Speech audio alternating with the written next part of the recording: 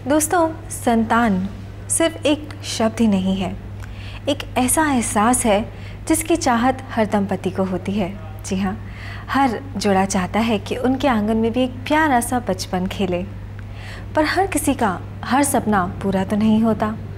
कुछ अधूरी चाहतें, कुछ अधूरे सपने हमारे रह ही जाते हैं। अब इन अधूरे सपनों को किस तरह हम साकार करें, बहुत ज़रूरी है सही तरीके और सही जानकारी पाना।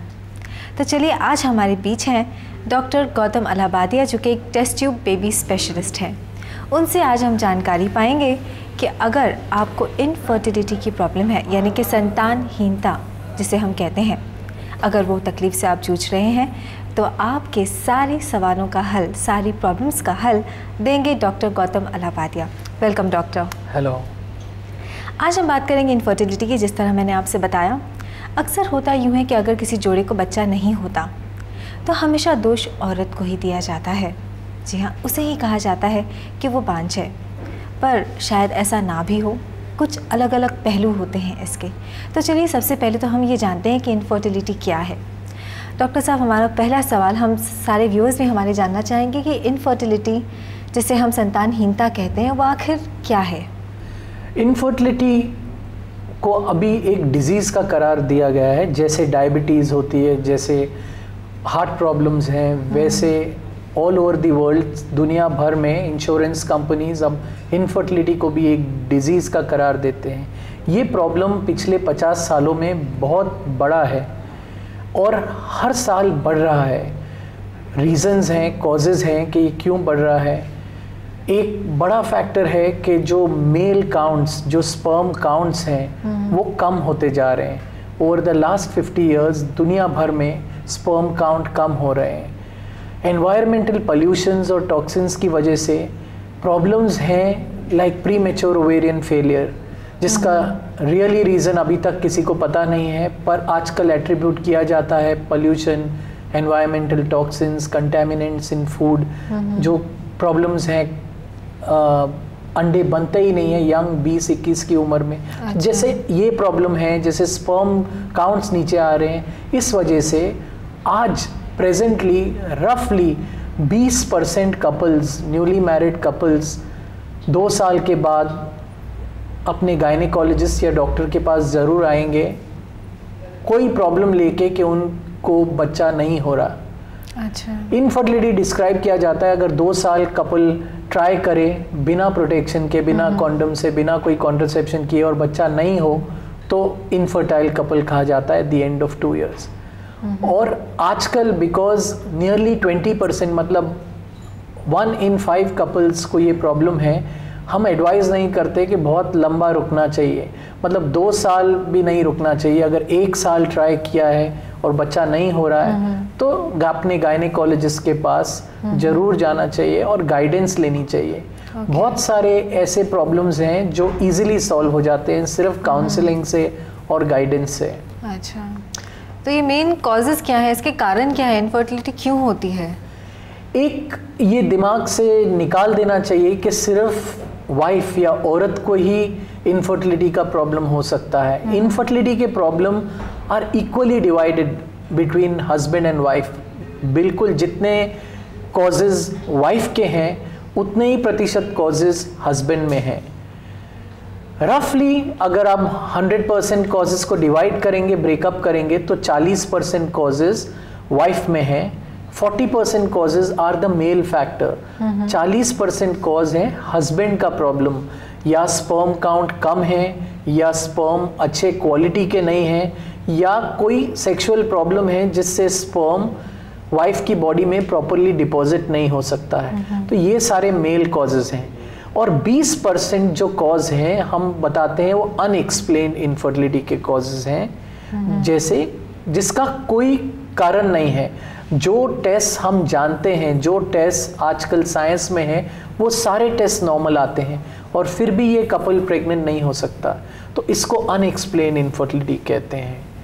एंड आज साइंस इतनी तरक्की कर गई है कि 99% कपल्स, 100 में से 99% इनफर्टाइल कपल्स को हम टेक्नोलॉजी के वजह से हेल्प कर सकते हैं। आज हम 50 इयर्स ओल्ड औरत को भी जिसके पीरियड बंद हो गए हैं उसको भी इजीली टेस्ट ट्यूब बेबी के द्वारा बच्चा दे सकते हैं। ओके। सिर्फ 1% कपल हैं, आदमी जो पैदा हुए हैं बिना स्पर्म्स के, बिना कीटाणु के, सिर्फ वो 1% है जिसको प्रेजेंटली हम हेल्प नहीं कर सकते। पर अगर क्लोनिंग सारी दुनिया भर की गवर्नमेंट्स ने अलाउ कर दिया, रिसर्च लीगलाइज हो जाए, तो वो जो 1% पॉपुलेशन बचती है वो भी कंप्लीटली ट्रीटेबल हो सकती है। वैसे डॉक्टर एक बात, एक थोड़ा मिथ है, कई लोगों को ऐसा लगता है कि अगर स्टार्टिंग में कॉन्ट्रासेप्टिव्स यूज़ करते हैं तो बाद में कंसीव करने में प्रॉब्लम होती है। How far is this true? नहीं, ये बिल्कुल वहम है, इसमें कोई सच्चाई नहीं है। आजकल यंग कपल्स शादी करने के बाद अपने कैरियर में सेटल वगैरह होने तक 1-2 साल तक प्लान करते हैं कि फैमिली नहीं हो, तो बहुत सेफ सुरक्षित और रिवर्सेबल मेथड्स हमारे पास हैं जिससे 1-2-3 साल के लिए एक newly married husband and wife plan कर सकते हैं कि बच्चा नहीं हो, और उसके बाद they can easily plan a family. पर आजकल हम हमारी प्रैक्टिस में स्पेशली सिटीज़ में, अर्बन एरियाज़ में हम देख रहे हैं कि विमेन आर गेटिंग मैरिड, जो शादियां कर रहे हैं औरतें वो हायर एज ग्रुप में कर रहे हैं। 20 साल पहले अगर आप इंडिया में एवरेज शादी की एज औरत की देखते तो 20 साल थी, अब एवरेज एज सिटीज़ में देखेंगे तो 27-28 साल है। विमेन आर स्पेंडिंग बहुत सारा टाइम अपने कैरियर्स पे, एजुकेशन पे, तो वो जो शादी है वो थोड़ी पोस्टपोन हो गई है।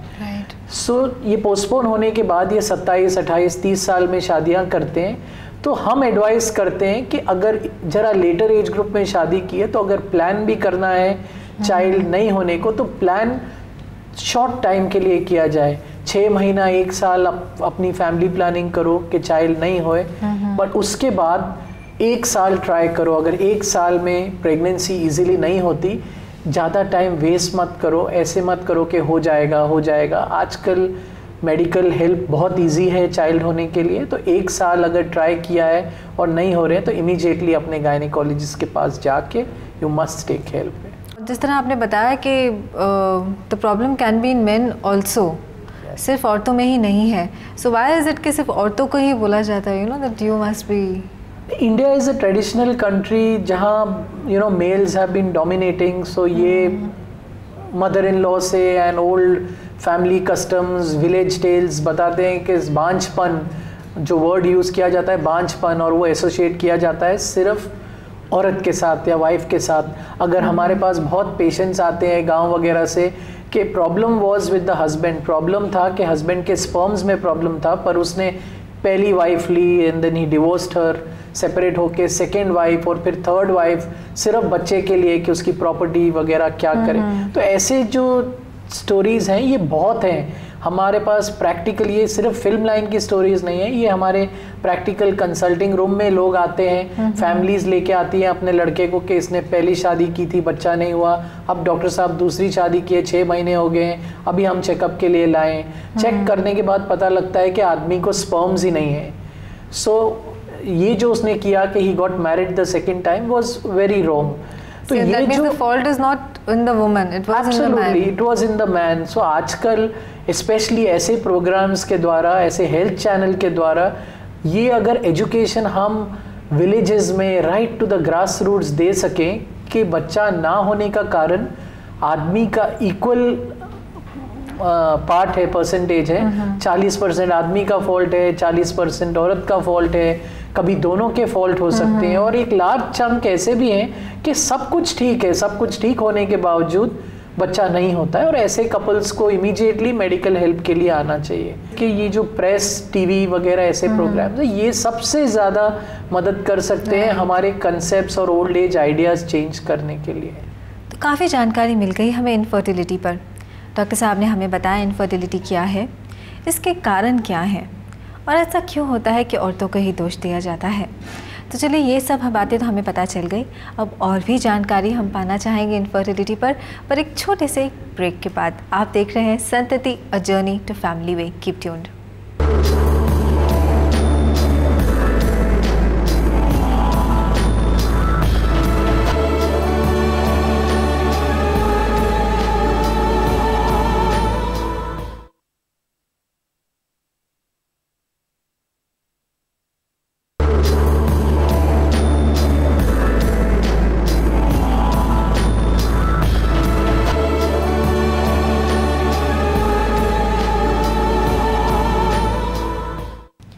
Welcome back after the break.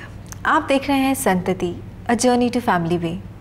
आज हम बात कर रहे हैं इनफर्टिलिटी के बारे में और हमारे साथ हैं test tube baby specialist doctor Gautam Allahabadia. Doctor साहब, जिस तरह आप बता रहे थे हमें कि औरतों और मर्दों में, यानी कि लेडीज़ एंड जेंट्स दोनों में ही इक्वल चांसेस होते हैं प्रॉब्लम्स होने के, तो आप वुमेन कॉजेज़ जो होते हैं, जो औरतों में ज़्यादा प्रॉब्लम्स होती हैं, उन्हें ज़रा आप खुलकर बता दीजिए।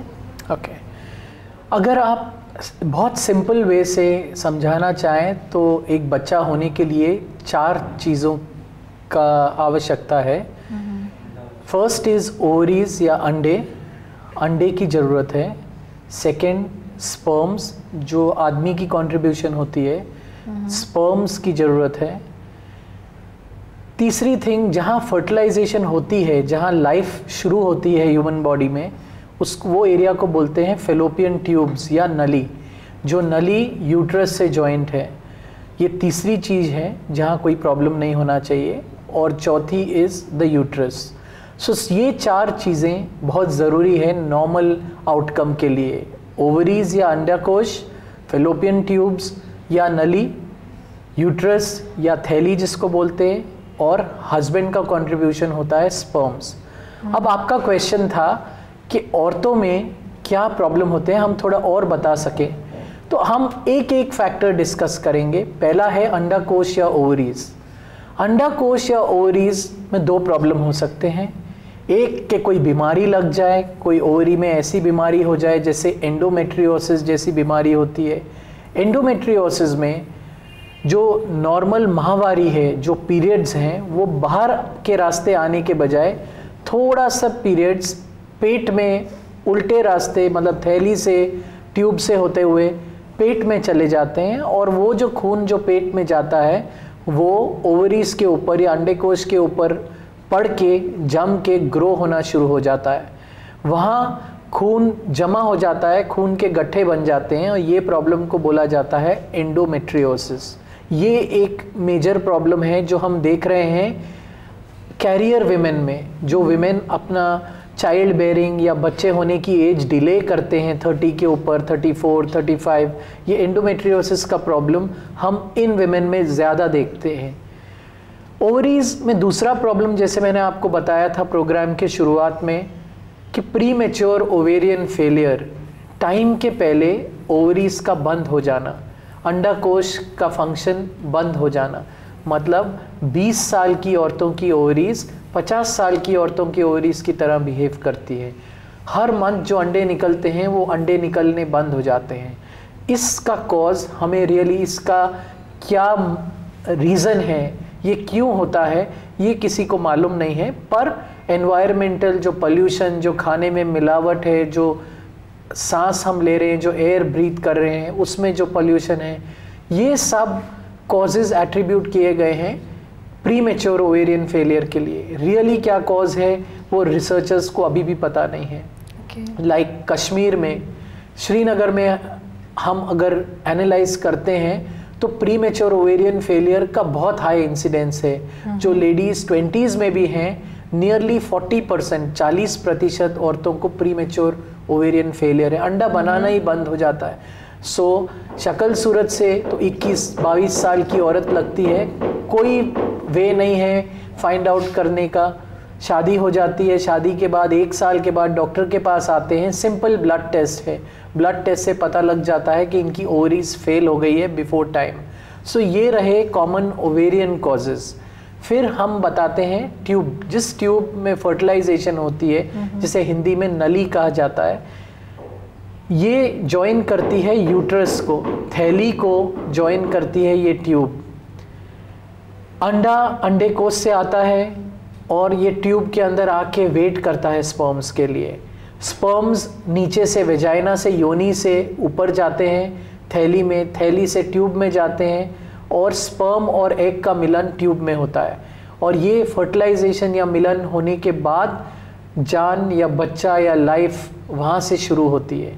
सो अगर ट्यूब में कोई प्रॉब्लम होए, कॉमनेस्ट प्रॉब्लम इंडिया में ट्यूबरकुलोसिस है, टीबी की बीमारी।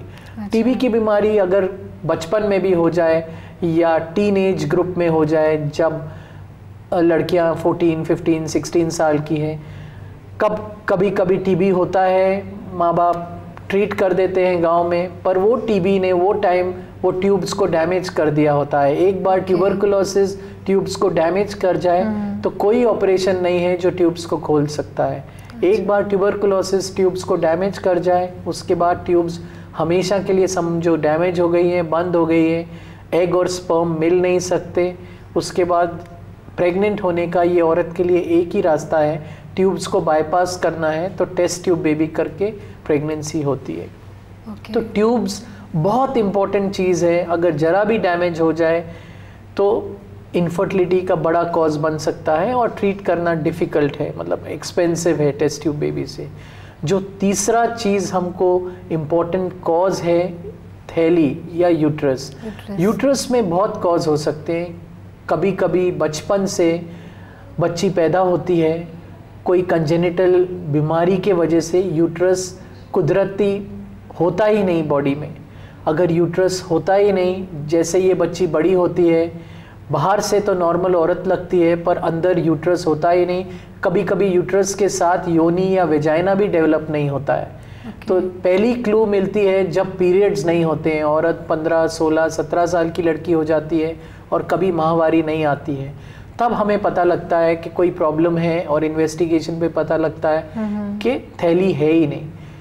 ये एक कॉज है। दूसरा इज ट्यूबरकुलोसिस या ऐसी बीमारियां। ट्यूबरकुलोसिस से अगर थैली के अंदर की लाइनिंग डैमेज हो जाए तभी भी बच्चे होने में प्रॉब्लम हो सकता है।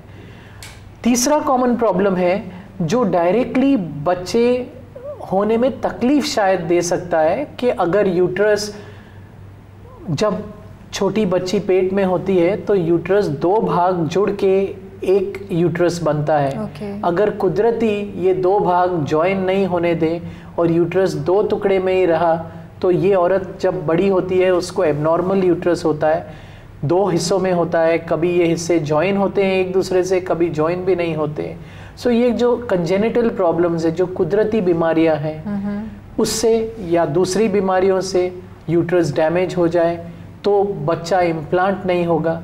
कितने टाइम ऐसी औरतों को बहुत प्रॉब्लम होती है, नॉर्मली वो उस यूट्रस में, डैमेज यूट्रस में अपना बच्चा नहीं कैरी कर सकते हैं। तो इस कंडीशन में हम सरोगेट मदर या कोई और औरत, वो पेशेंट की बहन या कोई दोस्त या कोई वॉलंटियर, ये औरत का अंडा ठीक है, हस्बैंड के स्पर्म ठीक है, तो हम बच्चे बना के, जिसका यूट्रस डैमेज्ड है वहाँ तो प्रेगनेंसी हो नहीं सकती, तो हम ये औरत से स्पर्म्स, हस्बैंड से स्पर्म ले लेते हैं, इसके अंडे ले लेते हैं, बच्चे बाहर टेस्ट ट्यूब में बना के उसकी बहन के यूट्रस में या कोई फ्रेंड के यूट्रस में या कोई वॉलंटियर के यूट्रस में डालते हैं। तो इसको हम बोलते हैं सरोगेट मदर या सरोगेसी।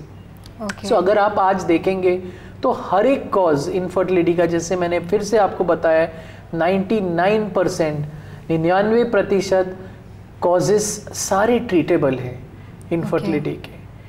और जो चौथा कॉज है वो स्पर्म्स का, हमने बताया एग्स, यूट्रस, ट्यूब्स, और last thing to need to make a baby, जो चौथी चीज़ है जो ज़रूरी है बच्चे बनाने के लिए, इज़ द स्पर्म्स, जो हस्बैंड की तरफ से आते हैं, जो वीर्य में होते हैं। इसमें प्रॉब्लम ये हो सकता है, जैसे औरतों में यूट्रस नहीं है बचपन से, वैसे कोई प्रतिशत आदमी ऐसे पैदा होते हैं जिनको कुदरत स्पर्म्स देती ही नहीं, वो स्पर्म्स के बिना पैदा होते हैं।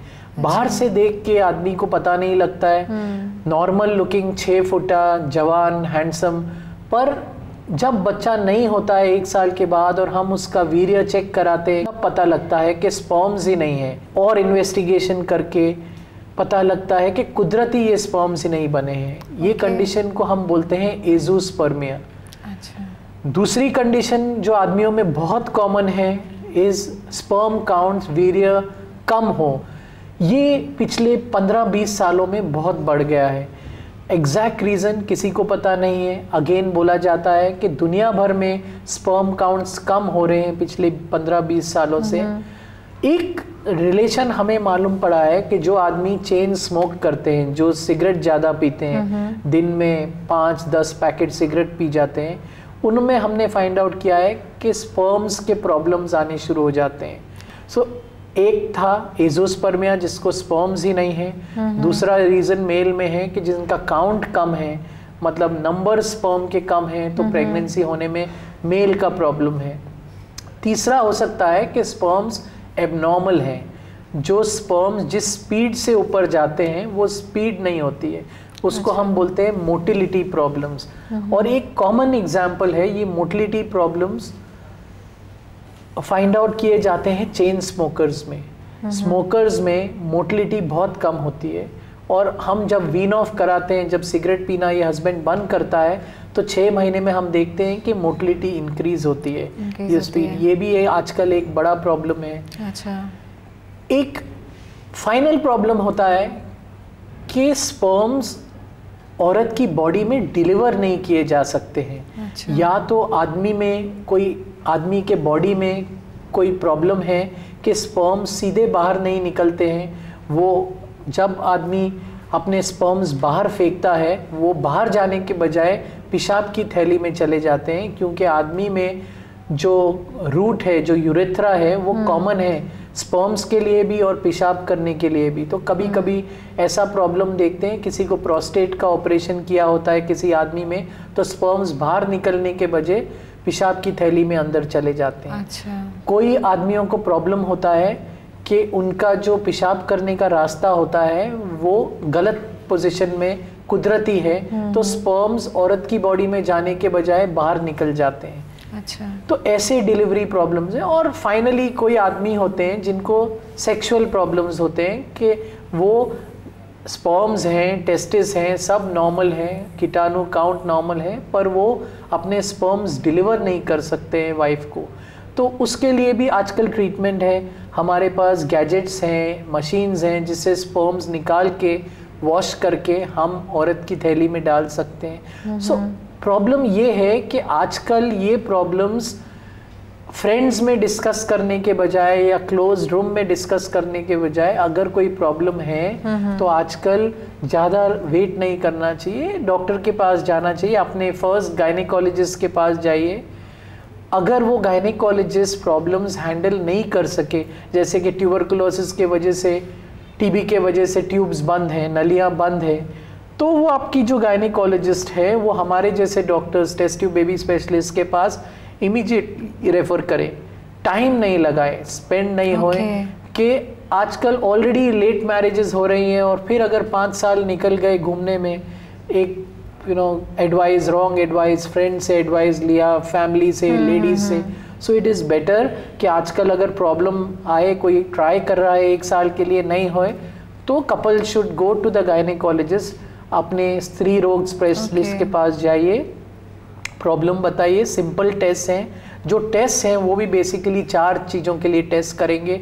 स्पर्म्स के लिए आदमी को हाथ से स्पर्म्स निकाल के देने हैं, एक ही टेस्ट है मेल के लिए। एक बार वो टेस्ट कर दो तो एटलीस्ट श्योर हो जाता है कि 40% प्रॉब्लम जो मेल फैक्टर है वो नहीं है। औरतों में अंडों के लिए चेक करना पड़ता है, वो 2 तरह से चेक हो जाता है, सिंपल ब्लड टेस्ट, थोड़ा सा ब्लड देना होता है, और सोनोग्राफी से पता लग जाता है कि अंडाकोश ठीक है कि नहीं। यूट्रस सोनोग्राफी से पता लग जाता है ठीक है कि नहीं। ट्यूब्स के लिए सिंपल सी एक्सरे है। सो सिर्फ 1 महीने में 30 दिन के अंदर सारे टेस्ट हो सकते हैं। तो ऐसा भी नहीं करना चाहिए कि 6 महीने तक इन्वेस्टिगेशंस खींचते जाओ। आओ 30 डेज के अंदर, विद इन अ मंथ, सारे टेस्ट, ब्लड टेस्ट, हस्बैंड का सीमेन, सोनोग्राफी, सब कुछ हो जाता है। ये बेसिक टेस्ट है।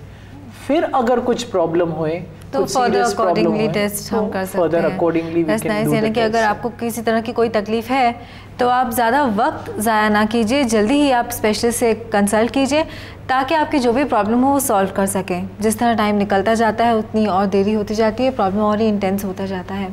तो चलिए इसी बात पर लेते हैं हम एक छोटा सा ब्रेक डॉक्टर साहब, और आप देखते रहिएगा, हम कुछ और बातें करेंगे डॉक्टर गौतम अलाहाबादिया से, जो हमें बताएंगे इनफर्टिलिटी के बारे में। Stay tuned.